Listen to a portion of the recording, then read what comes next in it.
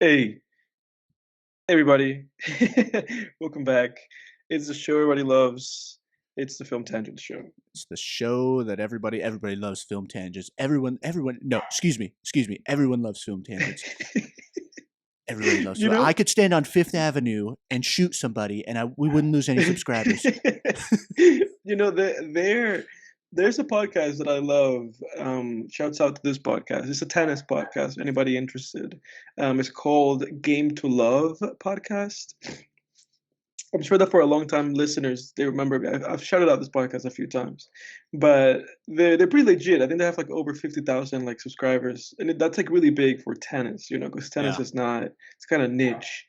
But how their podcast starts, it starts with like famous tennis players that they've had like that they've interviewed, being like, oh, I'm this person, I'm that person, and this is the Film Tangent podcast. That's how shit. That's pretty neat.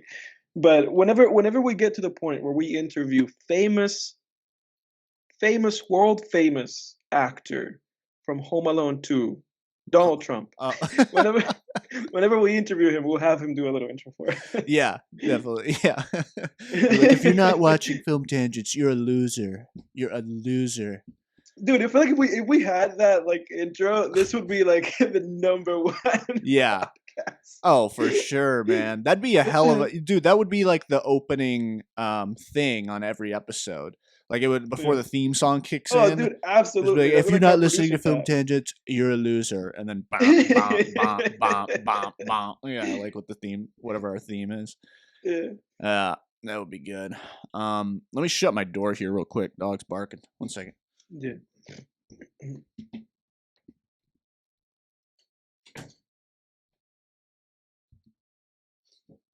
The background noise reducer will probably cut him out anyway. But okay. Yeah, so welcome back, ladies and gentlemen. That's Edward. I'm Jake, and this is the Film Tangents podcast. Make sure to scroll on down, give us a like, hit that thumbs up button, hit subscribe, hit that bell notification, and hit all for notifications so you get notified every time a new episode comes out. And yeah, we'd really appreciate it. Share the link. Edward, you want to plug your OnlyFans real quick? Oh yeah, for sure. Everybody go to onlyfans.com/twinklytoes Yeah. and you'll find actually no Google that. I don't want to be shouting out anybody weird. I don't Yeah. know what's going on in there. Who knows? This is a Yeah. bit That's probably something on there. it's funny though because the second that I said it, I was like, wait, that sounds legit.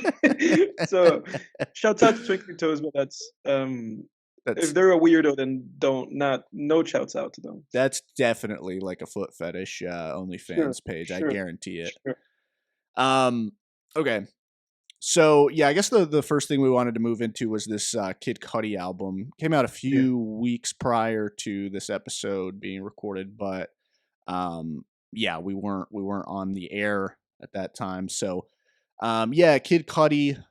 Just for context, I mean, for people listening, I mean, Kid Cudi for me, he's pretty much my favorite living musician at the Mhm. moment. Yeah, just phenomenal artist. I think he's just on another level of music. I mean, I think he, you know, if he's not already, then he has the potential to be hip hop's Hendrix. I think. Mhm. And I think that one day, I think one day in a few decades, if humanity's still around, we'll be, people will look back on him in a similar way. I think if he gets his credit. That being said, not if he keeps making albums like this. Now, that's not to say the album was all bad. Of course, there's some songs that I'm that are on my playlists at the moment that I'm bumping, that I dig, off of Insano. So, But for the most part, this is mostly generic trap beats. I mean, Cudi really just lowering himself lyrically, I thought. Just talking about like bitches and cars and popping, mollies and shit. And I think back to there's an interview with him a long time ago where he says, "I think all this, getting hoes and clothes and sports cars and hip hop just needs to be dead. We just need to cut that out." He said that in an interview back in like, I don't know, 2010, like a long That's time a ago. that's back when he was woke, man. Yeah, you've probably it was an interview. I forget the guy's name, but it's like they're on a couch, and it's Is it with Zane Lowe? no, it wasn't Zane Lowe. It was before that time. I mean, it was back like Cuddy looks young in the video. Yeah. Um, He it- turned 40 like a few days ago. oh, really? Okay, Yeah, if not today. I think it might be today or like yesterday he turned 40. interesting. I should know his birthday, but I'm not that kind Yeah. of I'm not that kind of fan. I don't fanboy over like the actual person as much as I do Yeah. just their art. Yeah. Yeah, but I think I saw a January post. 30th, so you're 2 days late, Edward. Yeah, yeah. Happy birthday though, Cody. I thought I saw the post that said that it was his birthday. Yeah, happy belated birthday, Cuddy. But yeah, yeah, I don't know. Like I think and then you listen to this album after seeing that interview, and it's like, dude, what happened? Um, Yeah. uh, I don't know. What did you think about it? Because I have more to say, but I want to hear what your thoughts are. I I'm very similar to how you feel in the sense that, and I'm kind of gonna take us on a little journey. If you Yeah. guys will indulge me. But, you know, Jake has more appreciation for Cuddy than I do, but I respect the man, and I think he has incredible music. And with the statements that you made, I do agree in the sense of like the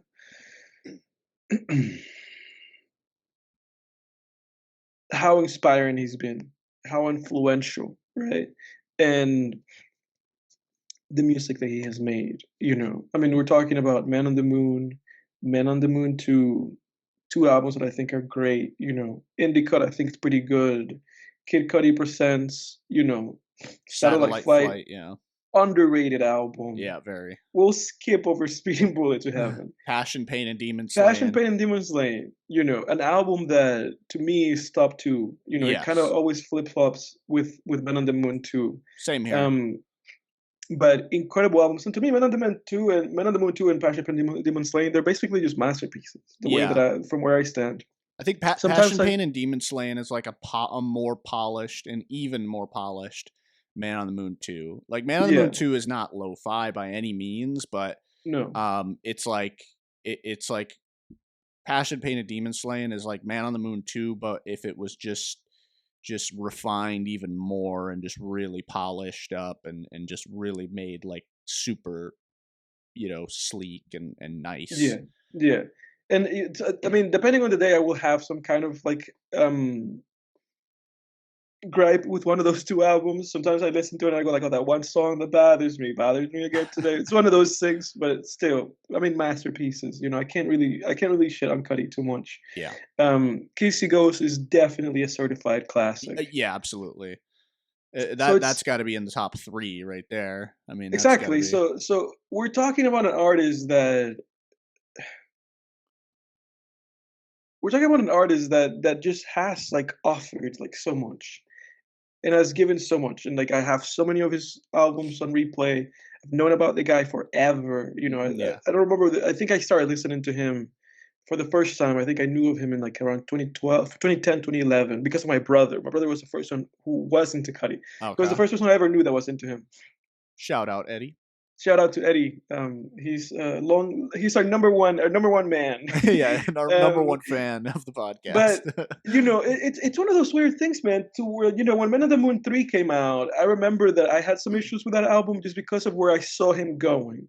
Yeah. Because I was like, this album's a little bit too much Travis Scott and a little bit too much like, mainstream trap. you know. Hmm. That was my impression with that album, even though that album has grown on me a lot since then, and there's some great stuff in there. And I think it's a pretty Yeah. good album. It was kind of like the first sign that I was like, I don't know, Yeah. Cuddy, who are you hanging out with, I know. and What then producers are blowing up your email? right, and then Intergalactic came out, and Intergalactic to me was just not even something worth talking about because it was just kind of like so passe, you know. Yeah. Like there's still songs I bop in there, and sometimes I think about New Mode. 'Cause to me, there's always a catchier song like. Yeah. And what I will say about Intergalactic is at least Intergalactic isn't a bunch of trap beats and stuff No, like that. It is like him trying to do music like Passion, Pain, and Demon Slaying, but I don't think he hits it on really I don't think he reaches that album on any level on no, Intergalactic. It's like a more watered down version. yeah, Like yeah, it's like absolutely, if it's like he made Passion, Pain, and Demon Slaying, but had less time. yeah. Almost, it's like someone rushed him to make one of the a Passion, Pain, and Demon Slaying type album.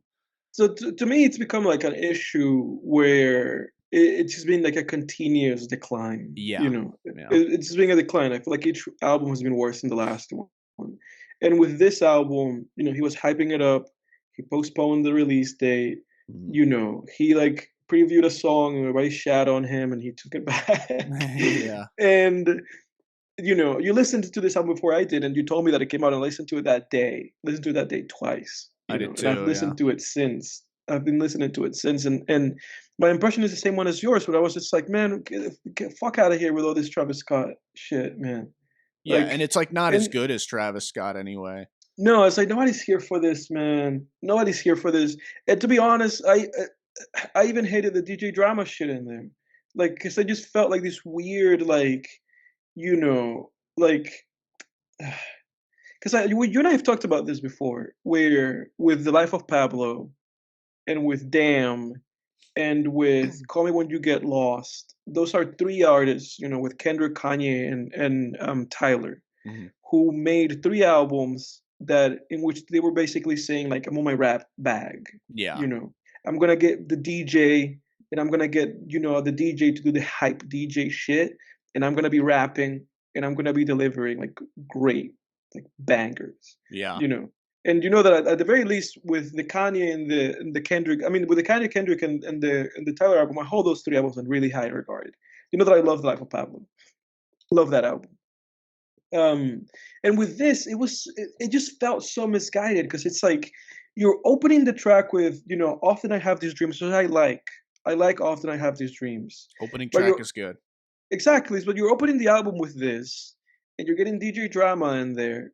And I'm like, okay, here's DJ drama again, so immediately bringing up the Tyler album. And I'm thinking, okay, I guess you're trying to imply that you're gonna be like on like some rap shit, like on your bag, that you're gonna be like delivering lyrics, flows, So you're setting up an expectation off, off, off fucking rip. There's an expectation and then you don't deliver in it on it because it's like then the next fucking song is "Keep Bouncing," which is probably the one of the most trash songs I've ever heard Cuddy put his fucking voice to. It's funny that one. I didn't. I actually think that one's pretty good. That's the one, honorable C note or whatever.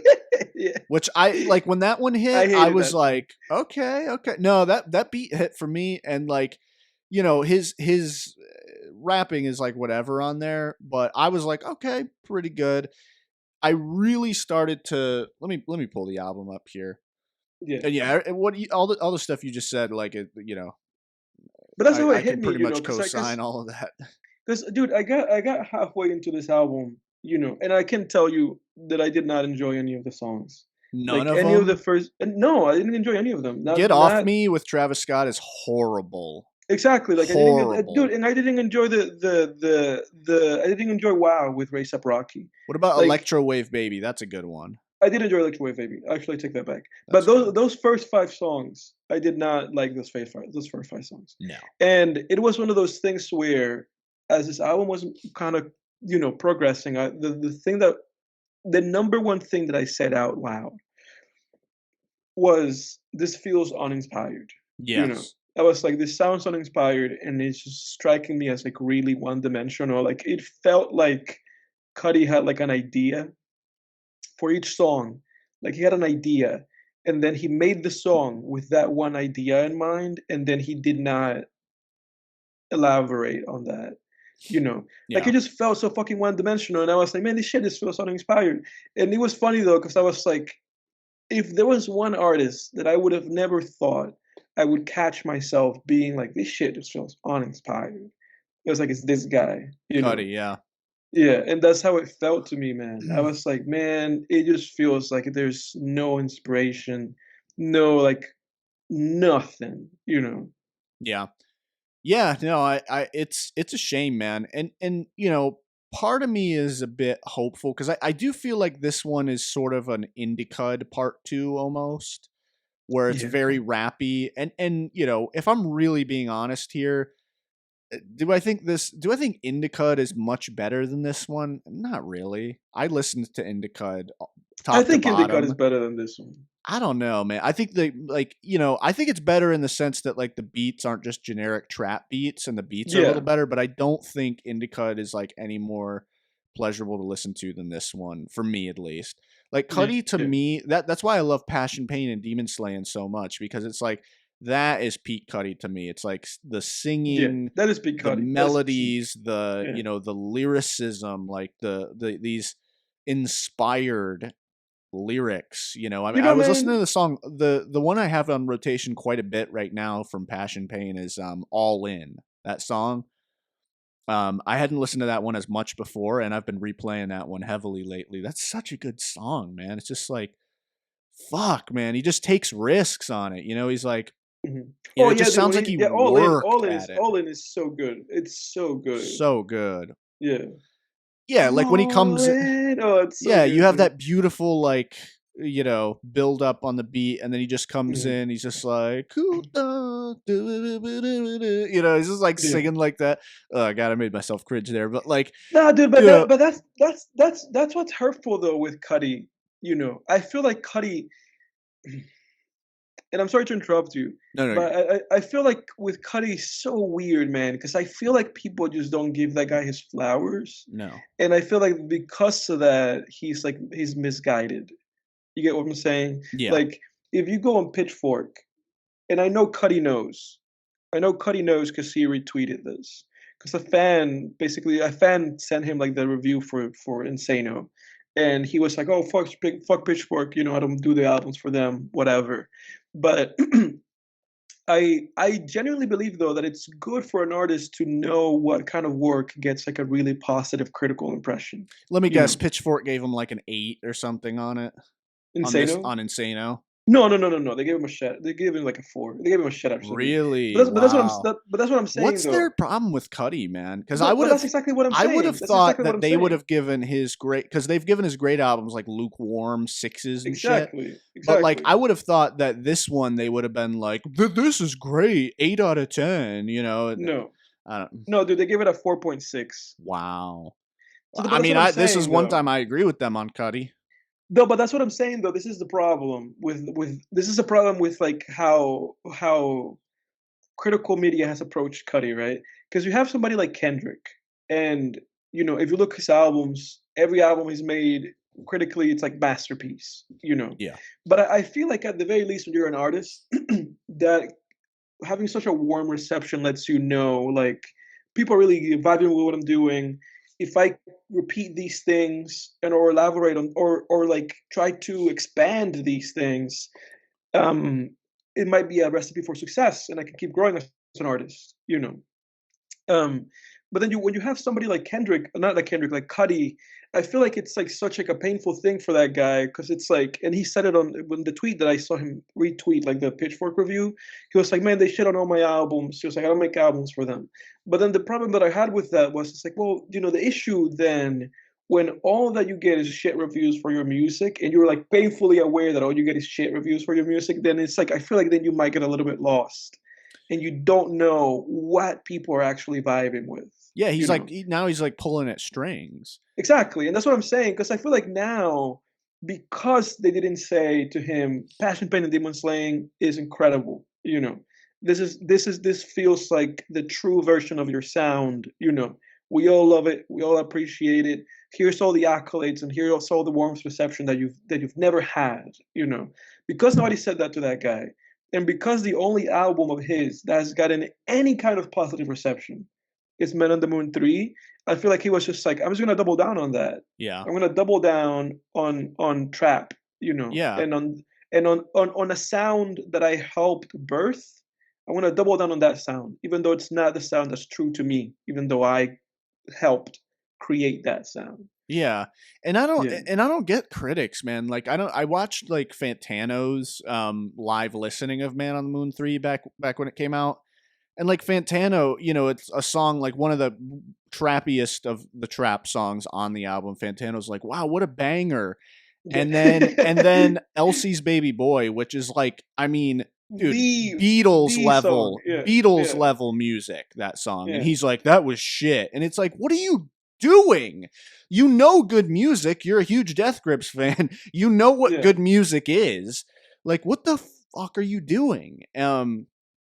But yeah, I don't get it, man. And it sucks because, to be honest with you, man, and this is the first time I felt this way about a Cudi album, but if I were to, let's say I'm sitting in the car with somebody and I'm like, Mhm.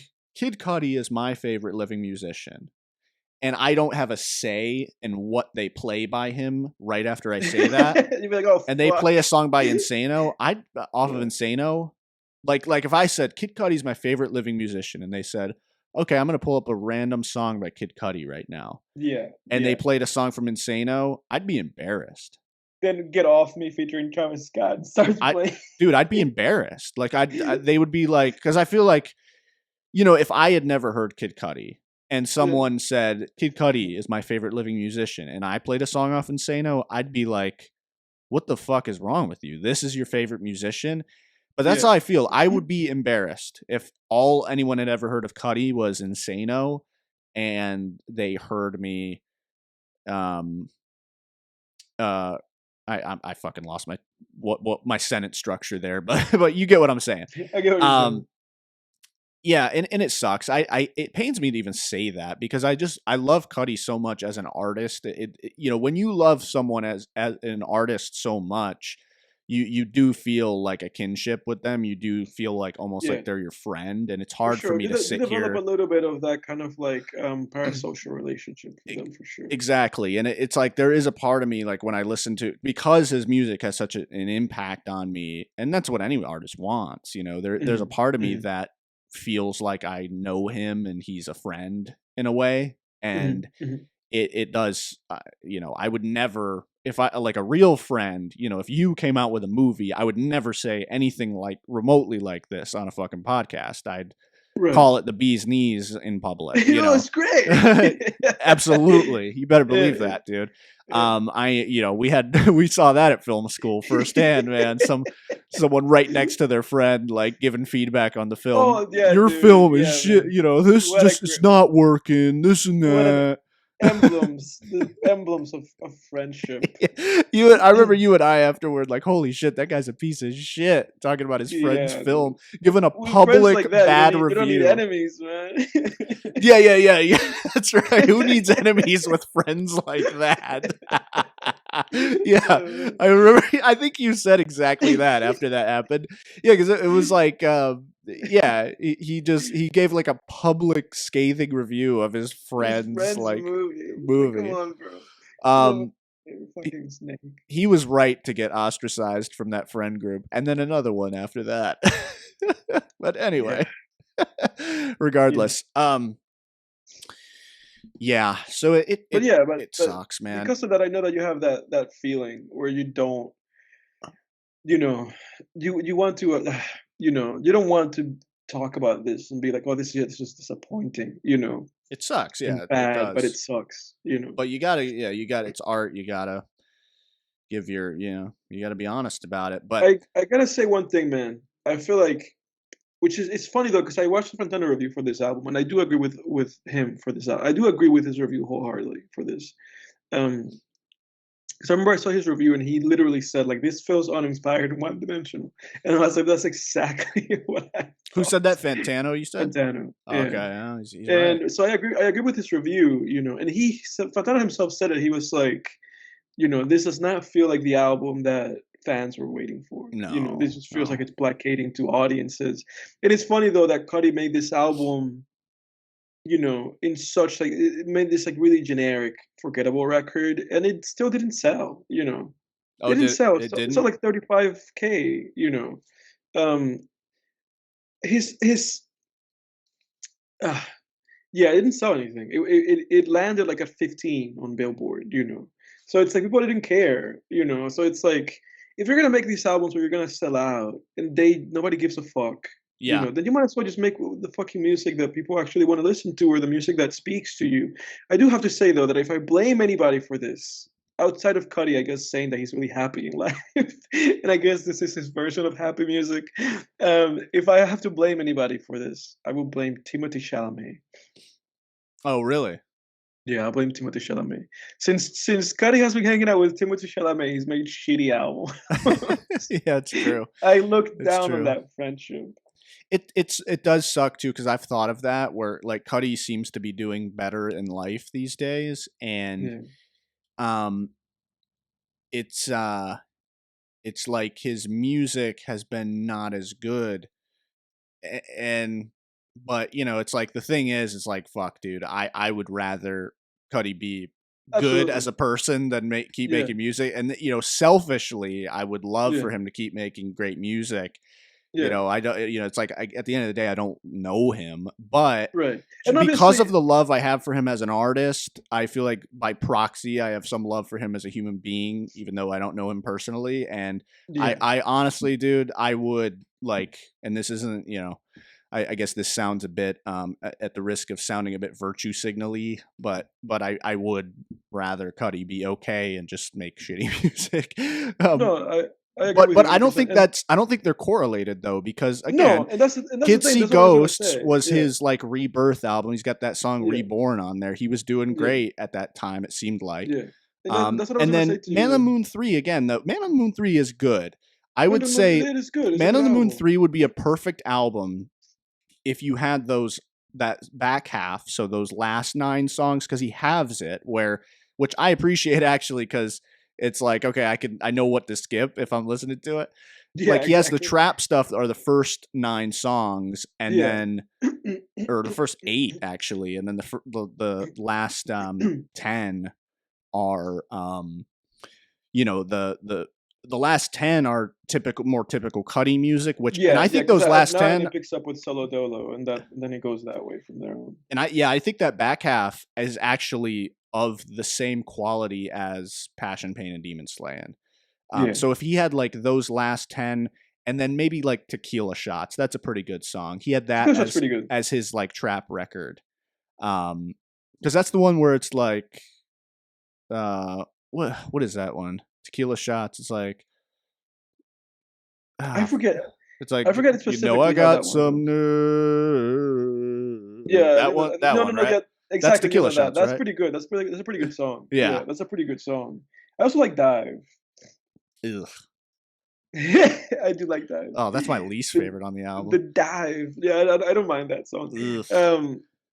But I hate but that that's drill song on there. It's like, get out of here, man. Don't but do that but drill. that's what I was gonna say to you though, that it's one of those things where, I know that neither you or I believe that, you need to be like fucking miserable to be making like great stuff. No. Obviously, for Cuddy, it's just a pain that that's the place he was in Hmm. when he made the albums that he made. And that sucks. But like you said, he's made great music since then, since bouncing back with, because like you said, Kid See Ghost was like the first album where he was like, I'm doing great in life, and things are good. And like you said, he made fucking Man on the Moon 3, and that was pretty good. And he's also was, from what I understand, in a positive place at the time. Yeah.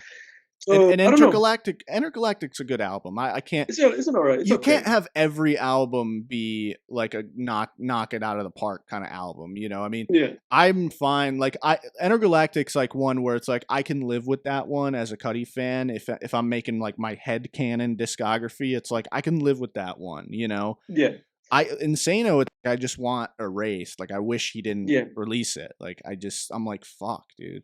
And that's the thing. It's one of those things though, where it's like I think for Cuddy, I think it would be great for him to take a step back and just to I guess feel just find the zone for him where it feels like he can make music that's true to him because this is just doesn't feel like it's true to the artist that we've come to know, No. and that where he can make music that is true to who he is, while simultaneously not having to be like doing horribly in life to make possibly cut out Timothy Chalamet.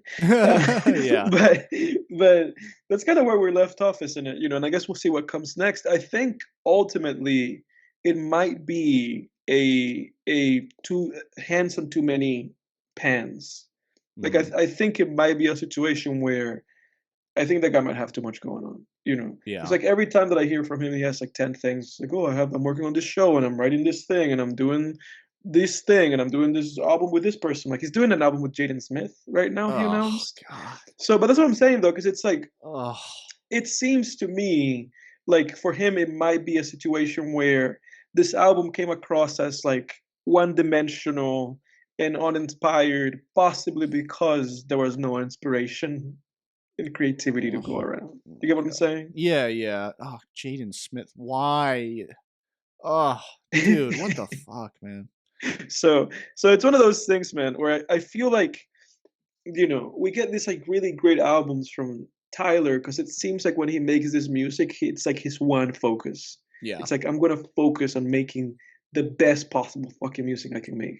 You know, and with Cudi, I don't think he's giving music that much attention anymore. Yeah, that's probably it. Cause I mean, certainly this album, it sounded like he could have made this in like a week, you know? Yeah. Oh, absolutely, I mean, this was absolutely. so uninspired. The lyrics were like nothing. I mean, it was like nothing. It was like you're talking about nothing. I mean, I was listening to it particularly like piqued my attention when the song with Lil Yachty, where Oh I'm yeah, listening to the lyrics and I'm just like, this is garbage, Cuddy. Like, is what are you that song's doing? He's garbage. talking about hoes and, Yeah. like bitches and ass. And it's just like, what are you, come on, man. I used to, and I was like proud to say too that like Cuddy, when I'm talking to like my parents' generation too, I would be proud to say like, yeah, Cuddy's like makes great music and he's not like a filthy rapper either.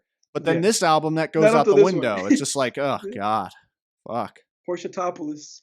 Yeah, talking about she want my on Wow is like talking about someone wanting his bone. I'm like, come Wow, on. wow, wow, Oh wow, wow, wow. yeah. Yeah. Oh god. Mm. And it's like, come on, man. What songs stood out for you that you liked though? I liked Blue Sky for sure. Yeah, Blue Sky was very classic Cuddy. There were only Hmm. like three that I really liked. I liked the opening one. The opening one was like False Promises, man. Exactly, dude. Because I listened to the opening one and I was like, this is pretty good. Like Yeah. even how he said, even how he fucking said the title, often I have these dreams. I was like, great, dude, we're in it. Yeah. Yeah. And then it just, to me it fell from grace very quickly. Yeah. I would say, yeah, often I have these dreams. Keep bouncing, I like. Wow, I actually do like, even though Wow there's like a couple of trap ones where it's like if you I don't just like put Wow, like, man. for me, Cuddy, it's like if you put like one or two or three at the most, like trap songs in there, it's like I can live with it. But I'd rather there be Yeah. none.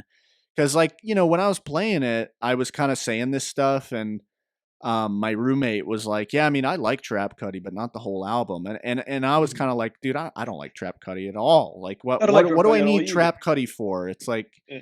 Travis Scott is a Trap Cuddy, you know." Exactly, exactly, exactly. It's And like this, I don't need. There's already a guy doing this. yeah, and this album though, it's really like, the fact that it's so weird how it's like Travis Scott grew up on loving Kid Cudi, and that was like a huge influence for him. And then he did what he did, and it's like now Cudi's getting influenced by Travis. I think, because like basically, it's like Travis Scott was super, super influenced by Kid Cudi, Yeah. started making his music. And then now Kid Cudi is getting influenced by Travis Scott, which isn't a bad thing in and of itself, but it's like It's a hilarious thing. he's Because imitating it's him not now. working out. It's like he's almost kind of imitating him now, and it's just like, Yeah. God, and it's not as good. I mean, I would rather listen to Utopia than Insano, 100%. Yeah, I for mean, sure, for sure, for sure. holy shit! If Kid Cudi released Utopia, I actually wouldn't have minded that, because it was like, Utopia is trappy, but I feel like Insano is trappier than Utopia actually was. For sure, no, for sure. Yeah, because at least Utopia takes risks, even if the risks it takes are on the back of fucking Yeezus. Like at least it takes risks, Yeah. and it's not entirely just trap. But with this album, I mean, it's just front to back, and it's Yeah. uh, yeah.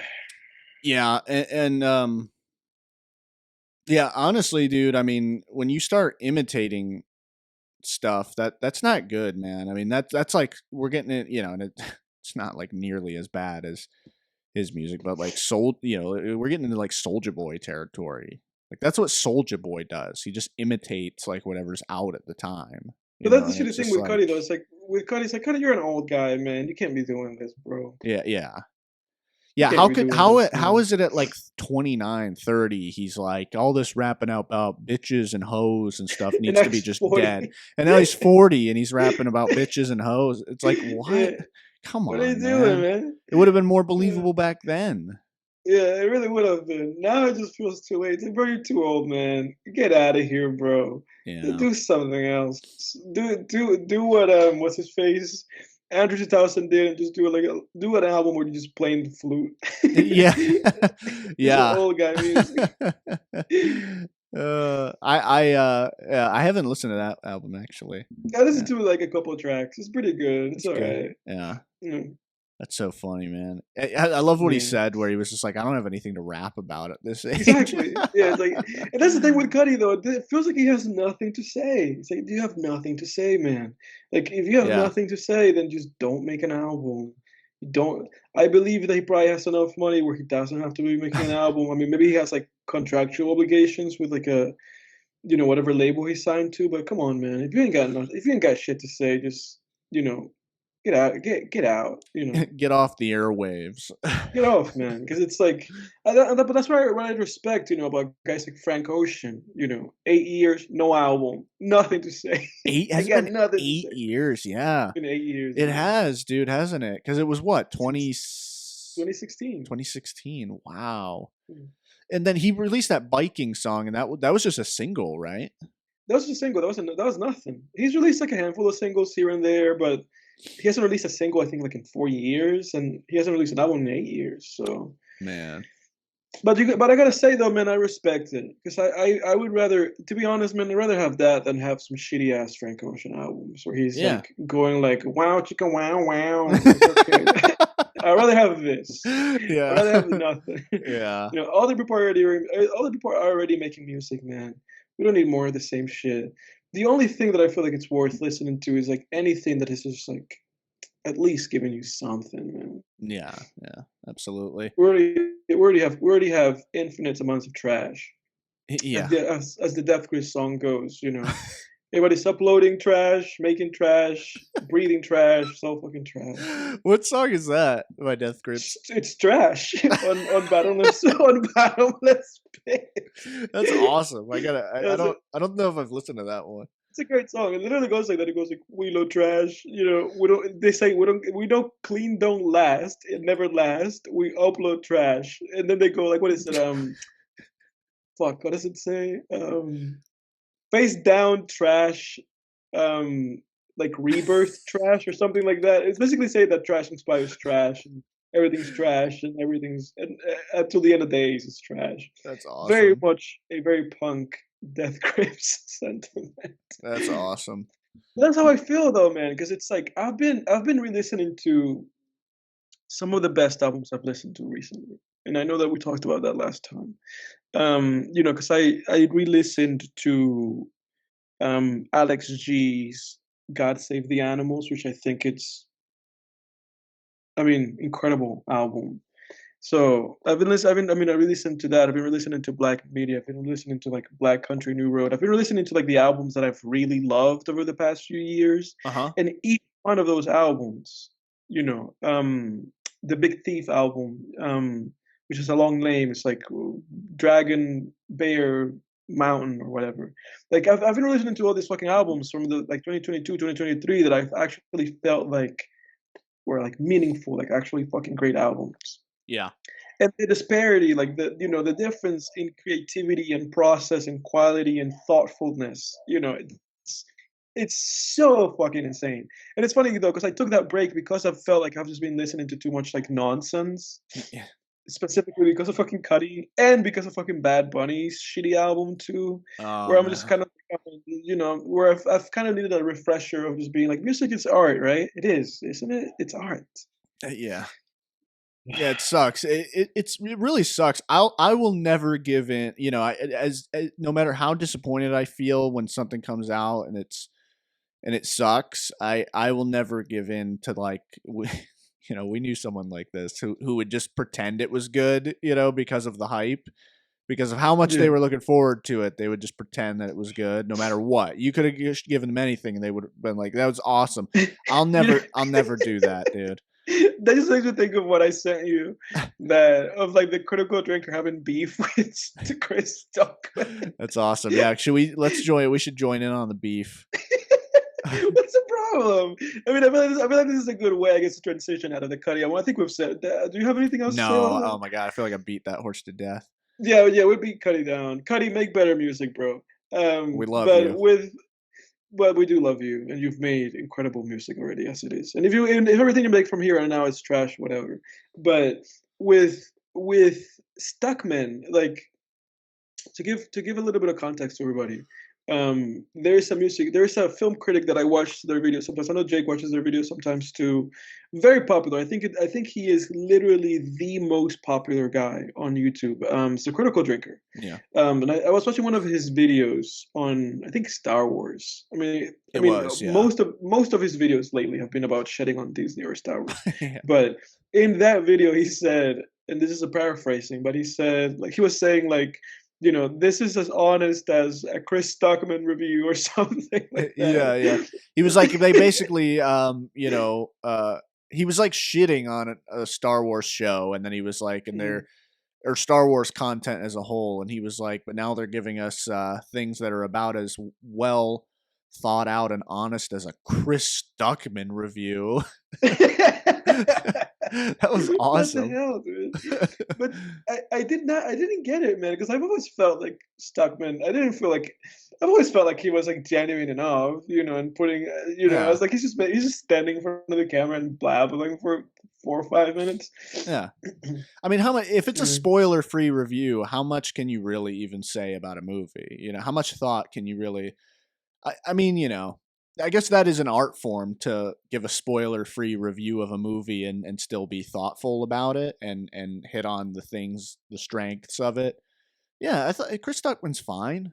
Yeah. Yeah, he's fine, He's not dude. as Chris, entertaining as the Critical Drinker, of course. I mean, the no, Critical but Drinker is he fucking he hilarious, and my tastes more align with the Critical Drinker. Sometimes, yeah. I will say I do not understand his. After watching Reacher, the show Reacher, I do not understand his Drinker recommends He stamp praised on that that. show. Yeah, he gave it a Drinker recommends video, I think, and Yeah. which is kind of like that was like the final like domino where I was like, okay, I definitely want to watch this show. And like Reacher's not that good, man. It really Yeah. isn't. Um, but I bet I bet I bet he'll make a drink recommends for Yellowstone. oh god, yeah. Yeah, I couldn't get into Yellowstone for Yeah, people but listening. Edward yeah, knows but this. yeah, I know this. I mean, But half the first season is like enough time to, I think. I mean, a good yeah, 6 or 7 episodes. If you're not into the show at that point, it's the show's fault, I think. yeah, but it's one of those things, man. With like, I feel like Stockman is just serviceable. Like he's serviceable for a guy Yeah, that watches like every movie on theaters, puts out a quick review, doesn't spoil it, just gives you his impressions. I feel like he's just serviceable. You need somebody like that. Because at the end of the day, the drinker's just making like a review a week, and most of the time it's like they're broader than like about a single thing, like about all of Star Wars or Disney or what the fuck, you know. So it's like I feel like you need guys like Stuckman or like Jeremy Jans or whatever. Like you need guys like that, just like pumping out reviews, keeping the numbers high, just letting people know, like, hey, this is my impression, you know. Yeah. I appreciate Stuckman. Yeah. Yeah. There's like I get different things from different film critics, I guess. I mean, um, I've mentioned it before. I love Cinemassacre, the angry video game nerd, James Mm-hmm. Rolfe. He's great. His reviews aren't even like his reviews are solid. I like the kind of just nerdiness and like nostalgia that he brings to Mm-hmm. Mm-hmm. um his film reviews, where he talks, like he has like video series where he goes through all of the like old Universal horror films, and like the openings of his videos are like, for like his October videos where he's reviewing old horror movies, like it'll show like a dark forest, and then it cuts to like this, video store like in the woods, and like Yeah. zooms in on it, and then he's like inside. I think it's his basement that he's turned into a video store. So it's like there's like that very nostalgic kind of movie going feel that I like about his Mm-hmm. reviews.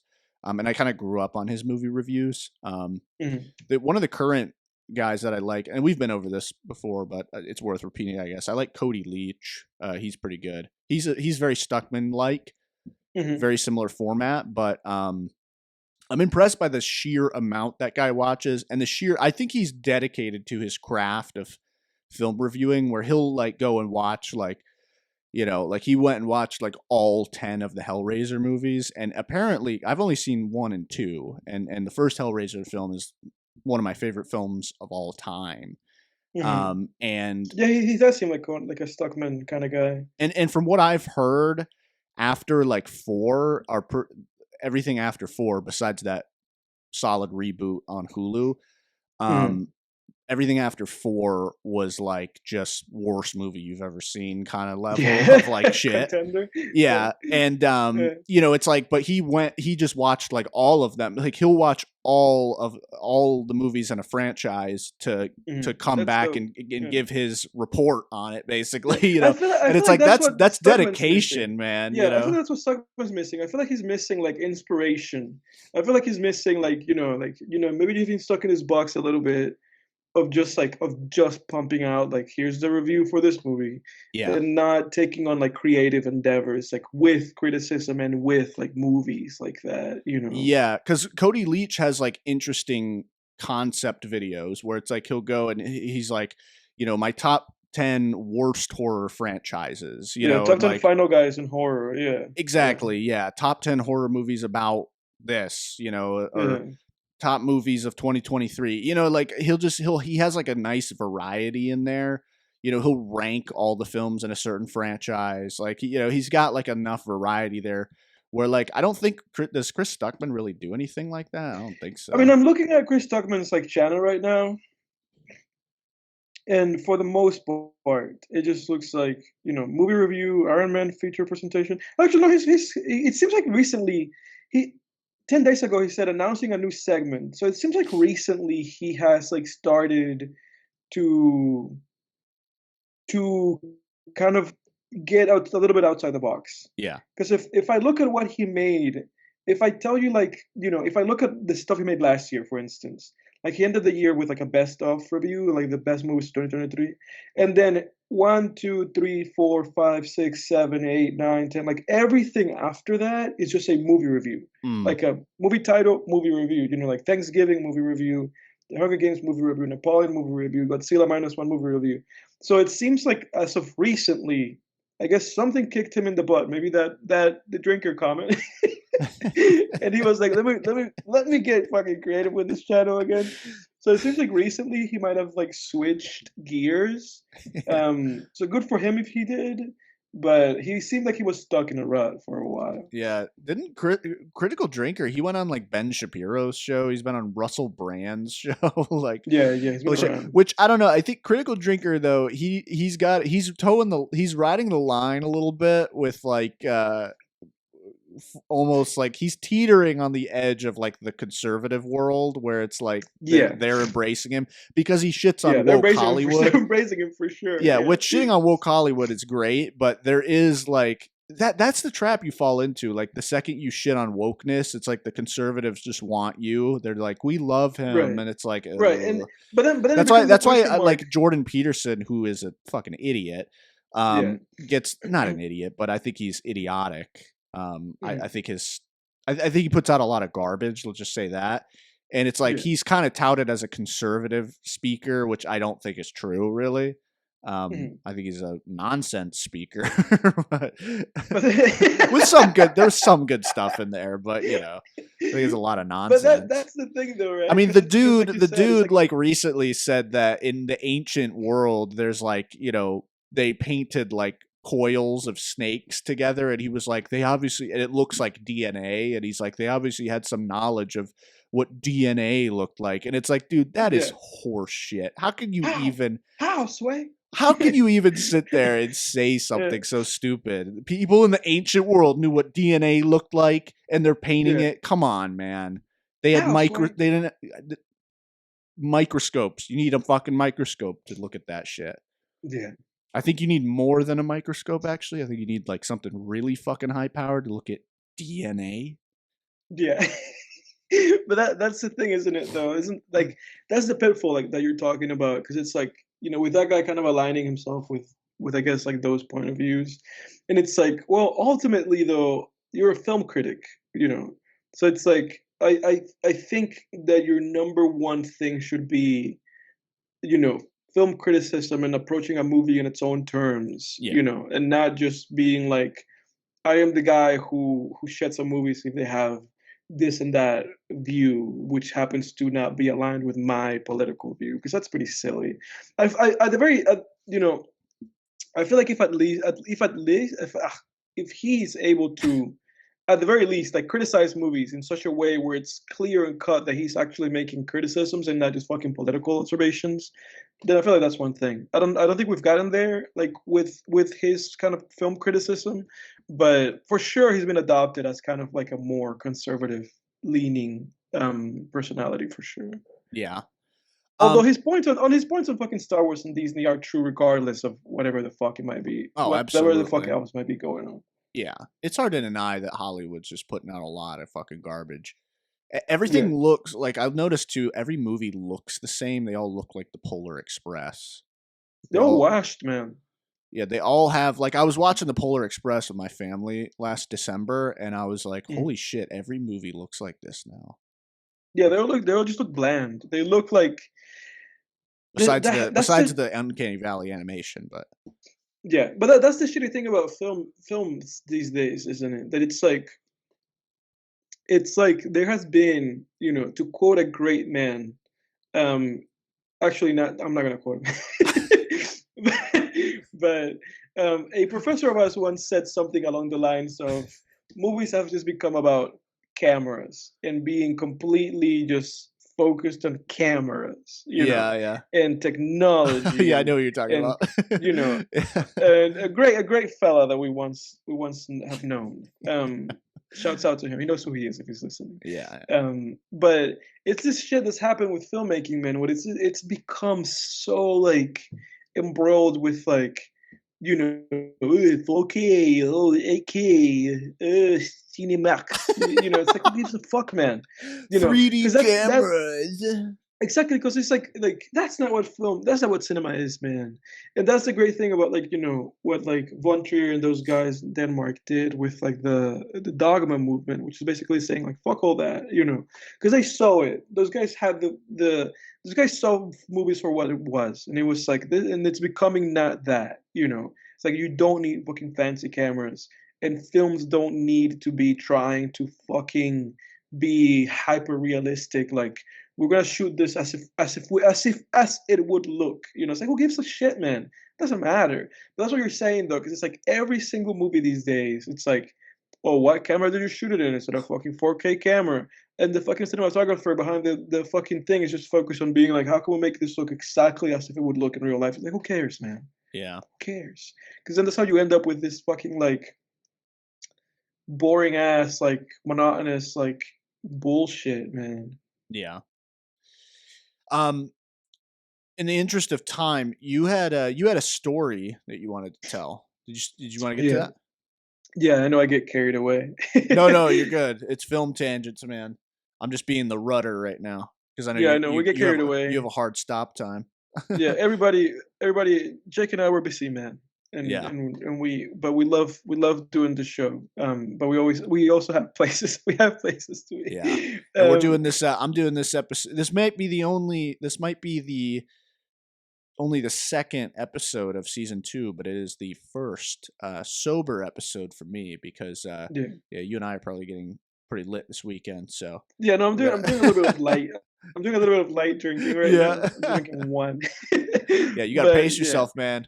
We're getting I know, fucked up, dude. I know. But everybody, I got a work story for you guys. I'll make it a little bit brief so that we can have time to talk about the movie of the week. Yeah. But the whole idea of this is I have a job that requires me to sometimes document things in images. So sometimes I have to take pictures of things. Now, on a Monday, I just, it was a Monday and then we're back to work, right? And so I'm in the process of doing my job and I'm at a place, mysterious place, and I'm looking at my phone. And as I'm looking at my phone, my work phone specifically, it has a series, now with iPhones, they have this thing where they just show you your photos. Unless you unpin that like little like photo like pin on your like main screen, it'll do a thing where it'll just show you photos and they just kind of circulate. And it's like a big square. And so my work phone had that big square with a bunch of photos that for me were very unpleasant. Yeah. So I was like, I hate looking at these fucking photos from work. I hate having to open this phone and look at these photos. So I just said to myself, fuck all these photos. I've dealt with all this information now. These are old photos. I don't need them. I deleted them. And then you know what I did after I deleted them? I went to the deleted folder and I deleted them again. Yeah, And exactly. so then I move on, right? And so literally 2 days later, after I deleted the photos, we have an audit at at my job where they're auditing my work. And they're saying, "Hey, we're auditing your work and we need we need the photos for this thing. Of Could you course. please provide us with the photos?" And I think to myself, "Oh shit, man, these are the photos that I literally deleted, you know." And I deleted them and I deleted them from the deleted folder. And I Yeah. go, "Oh fuck," Now they're saying to me that they need them, and I think to myself, unless somebody actually comes to me and not on an email and says to my face, "We need these photos," Yeah. then I won't give a fuck about the photos. Yeah. I move on. So then the next day, right, day 3, after I deleted the photos, my supervisor calls me, and Of my course. supervisor is very my supervisor is very flustered, and I can tell from their call that they're kind of just like, this is very important for both your sake and mine. And I think to myself, oh fuck, my supervisor is going like, hey man, we need these photos. You have these photos. And I go like, man, I'm just gonna be straightforward. And I say, I deleted the photos. And my supervisor says to me, he goes, like, well, you deleted the photos, but what about the deleted photos folder? And I he go like, dude, well, he you thought he had a see, solution, dude.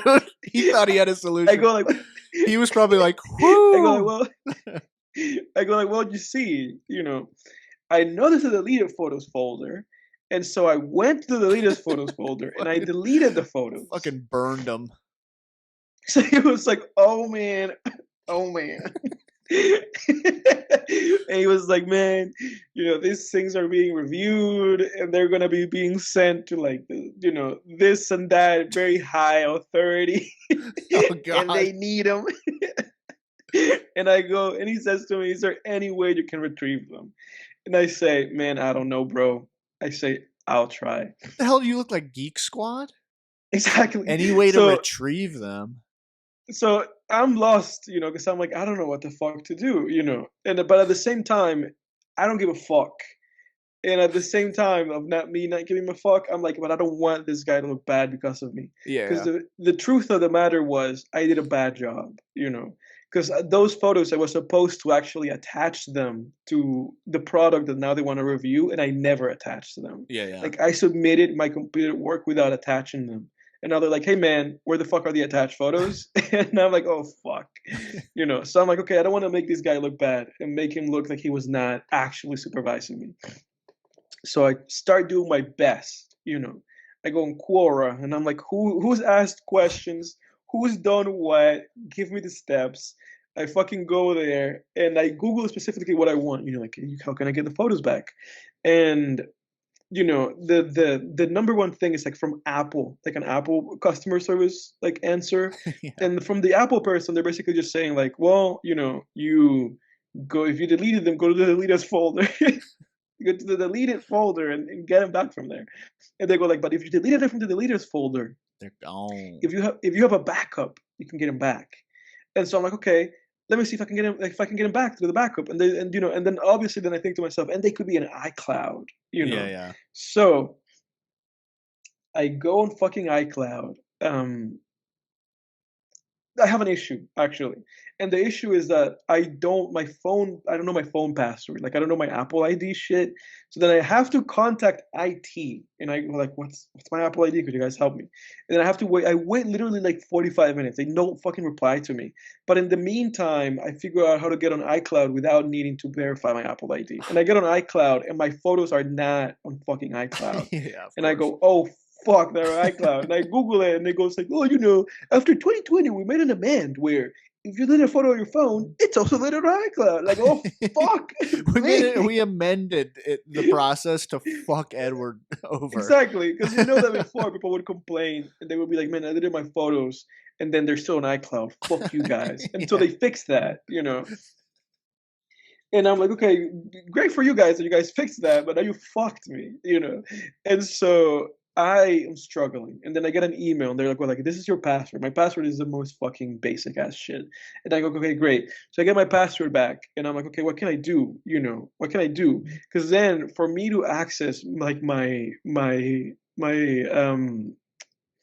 the phone is backed. So for me to access my backup, I need to get iTunes. But then my work computer will not allow me to download iTunes. It goes like, you need to be a manager to download iTunes. You cannot do it. So I'm like, okay, I'm fucked. I'm completely fucked. I cannot download iTunes.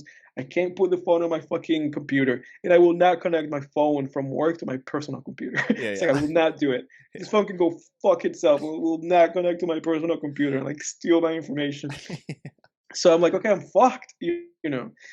And so at this point, I've run out of options. So I go, okay, I'm gonna go on YouTube and see if some fuck has like a video about this that I can watch.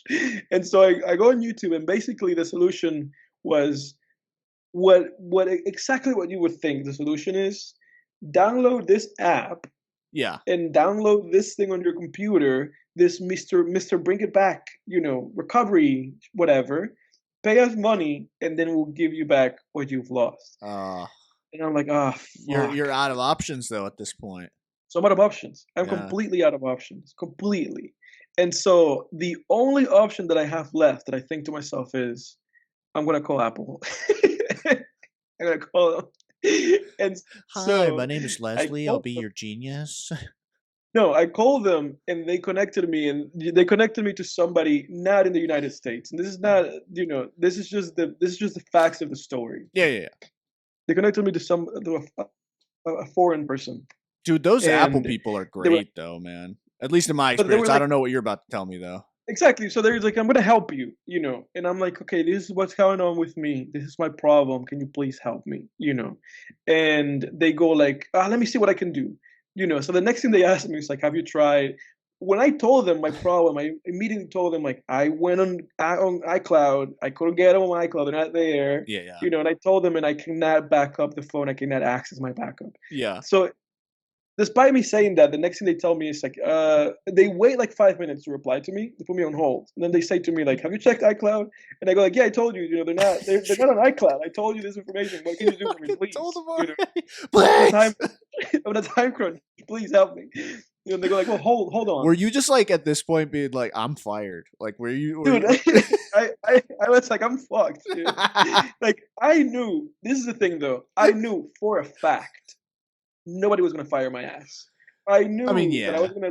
I knew that I was gonna leave that place unfired. The one thing that I was like, oh fuck, is that I just was like, man, my supervisor was gonna look really bad, and I like Yeah. that guy. Yeah, yeah. You know, and then the people that I work with are gonna see me as like a not a good employee, you know, and I don't want anybody to think Has a poorly of me. liability. Yeah. Exactly. So it's like I don't want people to think that way about me, man, because I know that I'm a good worker. I guess I didn't follow through all the way on this shit. Follow So through. Yeah, exactly. that's So my big fear, dude. Like in the workplace, just to add like a little note here, like I definitely not in jobs I didn't give a shit about, but like jobs, corporate jobs I actually care about that I actually need to pay rent with.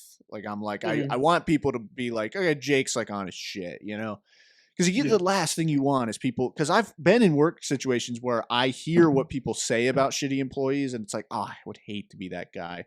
I would hate to be yeah, the guy that people are just like, oh, Jake, fucking Jake.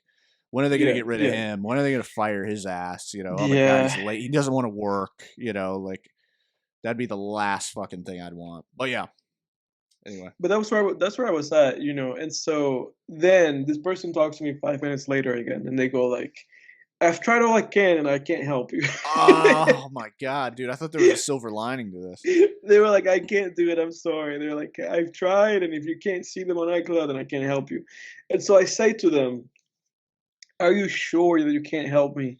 I said to them, this one has backups. You know, like Look can at you you, you access?" persistent little bastard. So I doubled down to that. I was like, "Can you access my backups? Like, are you really sure that there's no way to help me? Like, you know, are you sure?" And so they go like, "Okay, let me see." They say, and so like 2 more minutes have passed, and they go like, "Can you go and check your iCloud again?" And I go, "Yes." And so I go on my iCloud, and the photos are back. No. So, Yeah, dude, dude. those fuckers, man, you just had to. That's a good lesson right there, man. Sometimes you gotta go one step further than One you think. step, dude. Yeah, Dude, because if you didn't go that extra step, if you weren't persistent, you would have left without those photos. yeah, dude. And then he was like, I looked in there and I retrieved them and I put them back on your deleted photos folder. And so I went Wow. back to deleted photos. Dude. All the photos I had deleted, they were all there, all of them, Wow. even ones that I had deleted even before then. So I was like, I said to this person, I was like, dude, I was like, man, thank you so You said, much. oh, where are you? I'll suck your dick. It's like, thank you so much, man. It's like, thank you. And so that's it. That's the end of that story, man. And then I got the photos. I put them where they needed to be. Wow. Saved by the Yeah, bell. Saved by yeah, Apple. Wow, dude. yeah. That's a good dude. That's a good freaking that really is a good learning lesson right there. Sometimes you got to push people a little bit despite the fact that you feel like an annoying asshole, which you are, Edward. I No. know. But yeah, like you have to like fucking push people cuz it's like, yeah, sometimes if you do just ask that one extra thing or like, that one I've seen that in action too. Like I've been to like when I worked for my uncle, he was a contractor. Like people at like Home Depot and Lowe's and like Sherwin would just drive him crazy sometimes. And he would, they would say like, "Oh, we can't do that actually," or "I can't do that," or "We don't know." And he, Yeah. he would just be like, my uncle would just straight up just be like, "Dude, try." He was like, "Please, just try." And they would always come back and be like, "All right, actually, we could." Because that's the thing. They're just like us, where it's like, oh, we're just doing a job. It's another day that ends in Y. Um, Yeah. that said, folks, always be polite to people who are serving the public, because goddamn, I don't know. Yeah. As someone who's Yeah. which that's kind of what we're getting to here, I guess, with our movie Yeah. review. But as Yeah. someone who's been a clerk serving the public in the past, woo hee. But yeah, let's what time is it? 8:30. All right, Yeah. yeah, let's do like a recap in like 10 minutes, and then we can do 20 minutes on the review and get you out of here, man. How about that? All right, dude, I got a very brief recap because the only thing that I've seen over the last week is, or that I've done like with movies or music is just listen to two Joji albums. Mm. And for those not in the know, Joji is a fella that used to go by the name of Filthy Frank on YouTube back in the day. Now he hasn't posted a video on YouTube, I think, also like in Oh, that nine, was the eight, shut the nine fuck years. up guy, right? Yeah, Shut yeah, the Filthy fuck Frank. up. Yeah, but he's since kind of went in his own direction under the name of Joji, and he's Mm, been making like actual mainstream music, and he's had quite a lot of success. His most famous song is a song called like "Slow Dancing in the Dark," which was mm, very popular like back in 2018. But I listened to his two albums. He has two, but I only listened to two. I listened to Ballads, which is the first album that he has, and that's a very forgettable, middle of the road album. The song "Yeah Right" and then "Slow Dancing in the Dark" are the only two songs that really stand out. But there's a song called "R.I.P." with Trippie Redd that I know that you've heard me listen to before.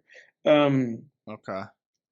a song I called don't "R.I.P." I don't Yeah, know with that one, Trippie but Redd. I'd probably know it if I heard it, if you were playing it all No, the you've time. you've heard it, and I know you've heard it and you've liked it because you've been like, oh, what's that? What's going on? What's that? You were like, what's the Super Red, right? I was like, yeah. Okay. But those are the standout songs, and That then was a I good impression listened of me, by the to way. yeah, was it really? But No. then I listened to Nectar, which is his 2020 album, and it's an improvement. It's still not a great album. It's all right. Like it's just an okay album, but definitely an improvement. And the songs "Give Me Love," "Sanctuary," "High Hopes," and "Your Man," which is the last song, are all standouts. Everything else just kind of is. So kind of underwhelming, kind of watered down, like R&B, like music for the most part, but Yeah. decent. Okay. But that's my recap. Okay. That was pretty quick. Totally. Yeah, cool. Yeah, so I guess for my recap, I watched a number of or a couple really great films this past week, and then one like okay middle of the road kind of movie. So I watched. Let me see here. Yeah, so did I forget to put the movie of the week on here last week? Oh yeah, I didn't. I didn't log Paddington too. Okay. I knew I was missing something. So yeah, so I watched The Holdovers. That's one of those Oscar contenders. Yeah, phenomenal. And I'm gonna make a note to actually do a full. So I watched two really solid films. I watched The Holdovers, and then I watched Anatomy of a Fall. Also, you watched like two of like the big movies from Yeah, last year, like two of the like actually critically acclaimed movies. those were both phenomenal. And I want to actually do a full review on both of them next week. So, Yeah. but in the interest of time, I won't. Yeah, like The Holdovers, just honestly like great solid dramedy, one of the best dramedies I've seen in a very long time. Kind of Hmm. like our generation's, this could be our generation's like Goodwill Hunting, or there was And like Porn Society. I was gonna say that. Yeah, that's so funny, dude. You literally took the words right out of my mouth. Yeah. Like it has shades of Dead Poet Society. It's better than that movie, but it's like I thought this was as good as Goodwill Hunting, and there's like shades of that movie. There's definitely, I felt like some influence there, but it more so just felt like that type of movie where it's like a funny drama that also like hits hard and has some heavy shit in it as well. Um, yeah, just fantastic. I really hope that this movie stands the test of time, because I think what's kind of sad about our generation is we're so just bogged down with like superhero shit and um like reboots, remakes, all this kind of shit, like this genre Hollywood shit, that it's like are, is our generation going to have a Shawshank? Are we going to have a Goodwill Hunting? Are we going to Yeah. have Yeah. like Those these like great, classically good those, movies. yeah, Yeah. just classic great dramas? Like, are we going to have any of those? Like I it's hard for me to think of any off the top of my head here, that because a lot of these films are great and they get nominated for Oscars, but they get forgotten about. Like Mhm. who the hell remembers Three Billboards Outside Ebbing, Missouri, or Yeah. whatever? Like who? Yeah. No one's talking about that. That's not going to be a like, oh yeah, like I'm talking about movies that we're going to tell our kids about, and it's like this was huge when I was a kid. And it's kind of sad. It's like, is it really going to be like, oh yeah, like Iron Man, that was the thing? Is that what we're going to be showing our kids from our generation, or are we actually going to be Yeah. showing them like which is great. That's a fine thing to watch with a kid. But like if you have kids and they're like older than 10, it's like I would want to show my kids like some great films, some um which we have plenty, but I guess from maybe like the 2000s. But anyway, I think like the past like 10 years were falling short, I think. And I blame Disney and Marvel and all that crap. Yeah. And then, yeah, Anatomy of a Fall. I mean, great, fantastic. This was a courtroom drama, just Yeah. fantastic courtroom drama. I mean, this, Yeah. um, I want to watch both those movies. They're on my watch list. bump them right to the top, dude. Anatomy of a Fall was sort of like that could be like our generation's 12 Angry Men, or Kramer versus Kramer. I haven't seen Kramer versus Kramer, but it's just like that. It's a great fucking courtroom drama. It's solid, Mm. very eerie too, man. There's parts of that movie where I was like so unsettled, where I was like, if this was a horror movie, this would be really fucking scary. Like, Yeah. if that was the direction this scene was heading in, I'd be really scared. It's not a horror movie; it's a courtroom drama / thriller kind of thing, but fantastic. And then I watched The Creator by Gareth Edwards.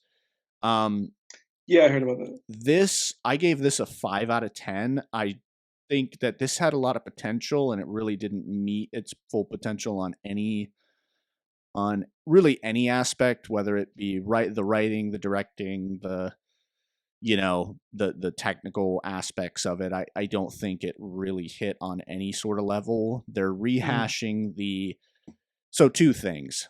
One is how they handle AI, and two is how they're rehashing cliched stuff. This movie's a walking cliche. I mean, this is the most cliche thing I think I've watched in a long time.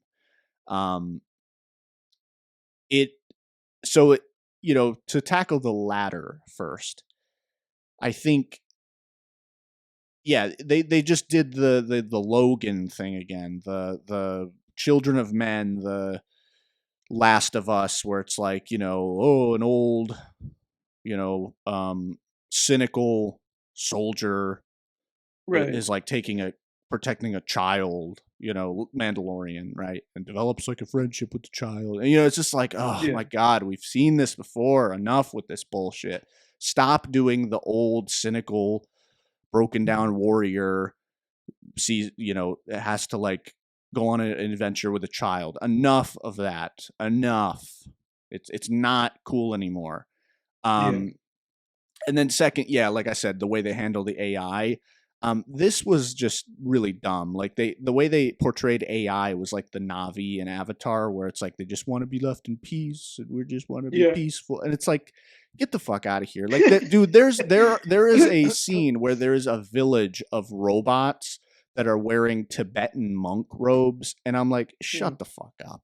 Get the fuck out of here. Yeah. It's like, Gareth Edwards, I don't believe you. I do not believe your vision of the future. It's so not believable. It's not even funny. Because that's part of what makes like a great futurist sci-fi film, post-apocalyptic sci-fi film, like Terminator, for instance, is like, I believe this. I buy this vision of the future. I don't buy this vision of the future. Not in any circumstance would this happen. It's not, it's like Pocahontas with AI. It's like, no, enough. Stop. Yeah. I'm trying to think of what else.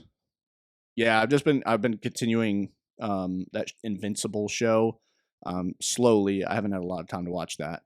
And then I did watch the first episode of a show called Senor Avila, I think it's called, which, if you haven't heard of this, it's a Mexican crime thriller. The reason I discovered it is because Tony Dalton plays the main character, the guy who plays Lalo Salamanca in Better Call Saul. Yeah. He plays a hitman, and I think that's part of the reason he got the Lalo role, or he was like interested in the Lalo role, or got some interest. This was before Better Call Saul? It was, yeah. And I think there may have been some overlap, but he definitely started this show before Better Call Saul.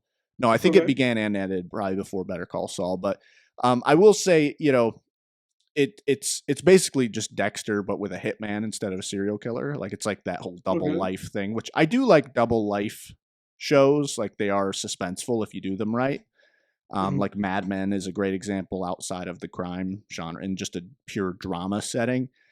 Hmm. Breaking Bad, great example. The double life lends itself really well to suspense. That said, there was like some goofy shit in the first episode, but yeah, so we'll see if I keep watching that. But I was just interested to Okay. see, Yeah. something that could possibly be construed as like a Lalo prequel if you really, you know, forced that square peg into a round hole kind of with your head cannon.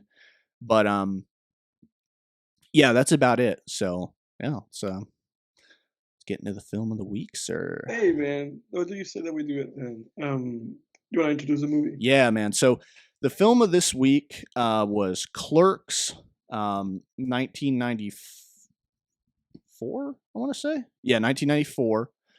This is basically my favorite film of all time. Definitely my top five. Um, yeah, it's a film that just means a great deal to me. Um, it's a film that when I first watched it was about 4 years ago. I was working in retail at the time. I was just Mhm. out of college. It was during the pandemic. I was just right out of college. I didn't really know what to do because no place was hiring. It was Corona, I shouldn't say that. The YouTube algorithm doesn't like that. But Yeah. it was, the virus. And yeah, it was a weird time, and I just was like, I guess I'll just get a part-time retail job just so I'm doing something while I'm looking for something more steady. And yeah, it was just very much like a lot of people could probably relate to this. It was just a time where I was in a rut. And I watched this movie around this time of year. It was like January, February of 2021, and it just had a huge impact on me because like I was in retail at the time, I was in a rut at the time, just like the main character, and it's a movie again like about embracing change, having the guts to face change, all wrapped up into just beautiful, really great comedy, great setting, great characters, and a solid plot with like a love triangle and the whole 9 yards. Mhm. So Mhm. I love this film, but um, that being said, no pressure. I want to definitely want to hear your thoughts on Clerks, man. Yeah, yeah. Well, I really enjoyed this movie. I'm gonna, say that first and foremost. Um, Short movie, hour and a half, black and white, which is interesting, because it just kind of adds to what we were talking about before with, recent movies and their obsession with like pitch perfect, like Yeah, quality and naturalism.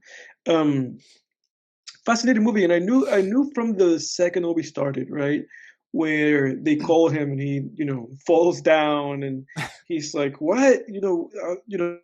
I closed the store yesterday, and then he's like, "Okay, I'll do it until noon. I'll do it." I knew immediately. I was like, "Okay, I see what's going on," yeah, because immediately it's like we have this guy who whom I think from the get go, it's like this guy doesn't even know what he wants. yeah, Like it's so clear because it's like it's your day off. So it's like if you truly were like, this is my day off, you would not have even fucking agreed to work in the first place. So yeah, it's like that in itself like tells you so much about that character that it's like he's very easily influenceable, and if you push him enough he will just say yes, and he doesn't really have a clear idea of like his direction in life. yeah, um so it was a really great character study, of what a person like this looks like and what where life can kind of take you. yeah, And then from there it just kind of proceeded to be a series of scenes just to illustrate different points. It reminded me very much of like a Richard Linklater movie. I feel like yeah. he was big inspiration on this film, where we have for the most part this like one setting. It's like this setting, the outside of the store, and then The the roof. video store. Yeah, Yeah, and the roof. So it's like it's all around this thing. And they go for a drive at one point, but that's it, honestly. Yeah. Um, so it's like a very, very kind of small movie, self-contained and just trying to kind of put across these ideas. I find it really fascinating at the beginning of the movie with the guy, with like the long and being like, hey, Yeah. you Yeah. have to stop smoking. He got all these guys together to start throwing cigarettes at him and like cause this whole revolt. And now his girlfriend shows up and she like completely dismantles the whole situation and she's like, you work for the fucking, gum company, Yeah. and you're just here, like that was such a fascinating thing because even for me, I was fooled and I was like, this guy might be self-righteous, but he's right. Yeah. And then it's like, oh, he's just a guy getting paid. He's a phony baloney guy. Exactly. So it kind of, the movie, even in that scene, is like, like think for yourself, like, have your own ideas and your own thoughts and your own ways of looking at things and try to look at the bigger picture, like what does this guy have to gain? Why is he doing this? Why is he so invested in this? So it was fascinating. And then the whole relationship with him and his girlfriend and the whole kind of dichotomy that they had with him being like, oh, I slept with so many people, and she's like, well, I've done this and that with so many other people, and Yeah. how it throws him off. And it's like the hypocrisy of the character, because it's like, well, you're being really hypocritical, because it's like, you've done this, that, and the other thing, and now you're trying to make this woman feel bad about this. Well, while on the other hand, you're still pining for your fucking ex-girlfriend. Exactly. and Yeah. and it becomes like this huge deal to you that you see on the newspaper that she's getting married. And that becomes your whole obsession. And oh, she's getting married, oh, she's getting married. And as soon as she comes back around, he's crawling back to her, and it's like, well, what about your other, so it's this thing with his character where and on one hand you can't help but like the guy because he's like, he's just a guy. He's an He feels everyman. exactly, he's And an we've everyman, so all he feels been in a relatable. rut like that. I think it's the best Exactly. portrayal in cinema of a rut. Yeah. I think it's the So you most relate to him. true portrayal of a rut. Yeah. So you can't help but relate to this guy because of the position that he's in life. Yeah, and then And when because you're people like, when oh, people he used to go to school with are coming in and exactly. giving their business cards and stuff, it's like, Exactly. So you relate to the guy, while at the same time you kind of hate him a little bit because the movie allows you enough information to where you're like, this is what you should be doing. You yep, should not be fucking around, and you should not be fucking like, you have a good girlfriend, like despite whatever the fuck you and her might have done before you guys got to each other, you have a good girlfriend. And she's coming around giving you lasagna and shit. yeah, She clearly cares for you. It's like you're jeopardizing that for some woman that cheated on you with 8 different guys. You met one of them in person today. The guy who yeah, told you that you're a weakling. And it's like, come on, man. Like, what's wrong with you? So there's that part of you that you're like, what's wrong with you, man? And then there's another part of you that goes like, but it's very human character. yeah, And then you have his friend Randall, who is acting as that voice for the audience of being like, what the fuck's wrong with you, man? Like, can you take some agency over your life for once? Because it is one of those things where it's like you listen to a guy say that something's not his fault so many times where you're like, man, everything's your fucking fault, bro. You know, we're all responsible for our actions. And that's ultimately, I related to this movie very much. And I know that you knew that I would, because it's like ultimately, it's the whole idea with existentialism, isn't it? yeah. It's like I was thinking that you're too. ultimate you're ultimately the person who's in charge of your actions, and who's responsible for what you do, and you can only blame the world so fucking much. Exactly. Um so like yourself, I have a great deal of appreciation for the movie. I thought it was great.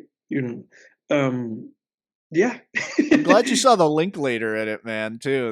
Yeah. That's a great point. Because yeah, there's certain Linklater films that I've watched that, like, I think it was what can't even talk. What was the one where it just kept bouncing around to Slacker. different characters? Was that, no? It was Slacker. Slacker. Yeah, not Waking Yeah. Life. It was It Slacker. reminded me of Slacker, because Slacker was also black and white. I remember watching Slacker and being like, I want to watch Clerks.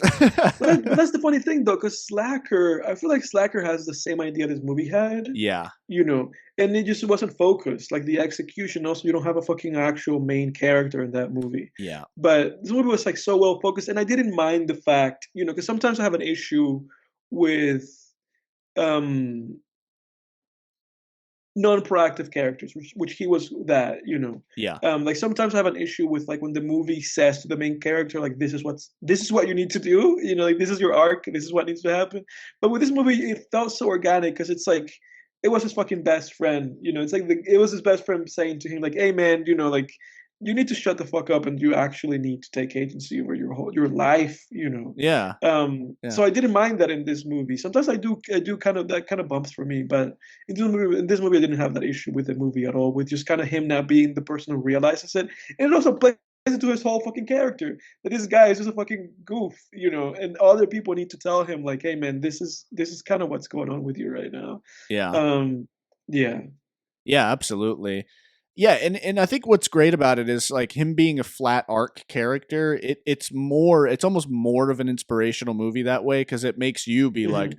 holy shit, this guy is really stuck, and we don't know if he's gonna actually take agency over his life. I'd Exactly. better Yeah. take some fucking agency over his life. Like talk about a Exactly. movie that can change your life, but most people will never. A movie like this, I guarantee, like 90% of people this movie would just be like, oh yeah, this movie there's not much really going on. It's just people talking in a gas station in Yeah, a no, no, convenience no, no, store, and none of it's that. like, None of that. yeah, and it's like, yeah, you just didn't fucking get it, But I think that's Right. No, like a and majority of the population would think that about this movie. no, and this is a movie like you said that 100%, 100%. It's like this is a movie that will change your life, like you said, because it's so clear what this movie's saying to you, and the image that it's painting to you of just literally being stuck. And like you said, the fact that when the movie ends, you don't know. You're like, that's just, we see this guy. It almost just feels like we saw that guy on the previous day because he said that he closed the store, and then we just see him closing the store again. Yeah, And it's like we have no idea, like what tomorrow looks like for that guy. He says that he's gonna talk to his ex-girlfriend and put things together. He says this shit, but we've seen this guy in this movie say a bunch of shit in this movie and not do anything. So it's one of those things where, like you said, like you don't know, but it's like a message. It's like a call to action because we know that this was fucking Kevin Smith's life. That's what he was doing. So it's like this call to action of just being like, man, look at this shit and take it as an example and just go out there and do it. And it's something that I know that you and I have talked about a lot before. This idea of just kind of being stuck. It's like you're Tarzan, and you're just like, man, I really grabbed onto a decent branch, and then you just fail to take on the other one just because you're like, this one's pretty comfortable, yeah, exactly, yeah, yeah. um, and there's some things in life, especially if you feel like your purpose is elsewhere, where I guess the best thing to do is just to keep going. Yeah, like one of the best analogies I've ever heard is like it's like an oasis, where it's like Yeah, I could leave this shitty oasis and cross this scary desert to get to one that's like infinitely better. but But who knows if it's there? but who I, knows? I have Yeah. I have this shitty one that gives me a little bit of water, every Yeah. 4 hours. I think the best Yeah, possible thing that I've learned is like never stay in your shitty oasis. That shit's gonna dry up eventually. It's not gonna. yeah, It's never worth it, dude. We've all done yeah, that though, where we stay in our comfort zone. It's never fucking worth it. It is yeah. always worth stepping out of your comfort zone, whether it works out or not. By the way, I did that Right. last year. I said, you know what? I fuck this. Early last year, I said, fuck this Same, current same, same job. here. Yeah, you and I did the same thing. Yeah, I said, fuck this current job. I'm out. And I switched jobs. And that next job fucking sucked ass. And I hated Mhm. it. But now I switched again and I'm in a great job now. So Right. Right. it's worth it in the end. You're going to hit some bumps. Like that's life. But Yeah. yeah, step out. Listen to Randall. And Randall, by the way, pretty selfless character because you know damn well he enjoyed having Dante, his best friend, around. Right. But he said, Exactly. "Why don't you Yeah. quit, dude? Is the Right. best thing for you, Right. So Right. shout out And to yeah, no, Randall for no, being a real he one, no, dude. he had a great friend on that guy. Like that guy was a great friend because that guy was just looking out for him. And that guy, like you said, he was pretty selfless. He was just kind of like, like, dude, like, what the hell are you doing, man? Yeah, and Yeah. I could go on for hours about this movie. I'll run. You Yeah. know, we don't have the time, but I will say there's just a lot of things besides the story which we've gone on about we've covered pretty well, I think, here. Like, I will say I just love the like little, like you touched on, the just the setting where it's just kind of this bottle movie, but we're Hmm. leaving a little bit. We're leaving once in a while. So it feels Hmm. open Hmm. enough. It doesn't feel claustrophobic where you're stuck in that Right. convenience Right. store all the time. Two reasons. One, we leave sometimes. Right. And two, people from outside, whether it's Come in. Caitlin Yeah. coming in Yeah. from 8 hours away, or just the odd Yeah. customer, or the actual character, are coming and going. So the movie feels alive. It doesn't feel Hmm. claustrophobic like you would think Yeah. a movie that takes place mostly in a convenience store would. Yeah, no, it doesn't. No, they really utilize that setting as much as possible, and I feel like it even thematically adds to the idea of like, look how many fucking options you have. You Yeah, know, yeah, it's exactly. all accessible. It's all right there. You know, you can do. And that's what Randall said to him too. It's like, dude, it's like you're saying that you can't quit or whatever, but it's like, man, you closed the store for an hour. We played hockey. We went to this fucking funeral. Like, like seemingly you can do whatever you want if you really put your mind into it. You just are kind of self-defeating most Yeah, of the time. You know. exactly. Yeah, Yeah. fun fact too. There's that. So they actually, in the script, they actually had the whole scene where they're at the wake and they knock the casket over, Really? and they just didn't. He didn't have the budget to do that. Of course, yeah. Um, but they recreated it in animated form, and they got the actors to Really? do the voices, and like they Yeah, recreated that's it from the great. script. I wish they got to leave it in Yeah. there because it's great. It feels, if they had that scene in there too, it would have added to that. It would make it feel a little more alive, even less claustrophobic. They're mingling with former classmates, and to boot, there's insane like Curb Your Enthusiasm level cringe humor where they're Yeah. actually, the way they knock over the casket and everything, because it's like, I think one of them loses, like, if I'm not mistaken, like something important, like their car keys, and it falls into the In there. corpse's like Yeah. That cleavage is or a something. very curved thing, yeah. Yeah, and Like when it's they a took that golf club of that guy. yes, yeah, Yeah. exactly. Yeah. So yeah, and then yeah, I love what he was able to do too with such a low budget. They filmed in black and white to save money. Mhm. I love those nighttime shots with like Jay and Silent Bob are great with them dancing and Mhm. shit. I just Mhm. love everything about this film. It means so much to me.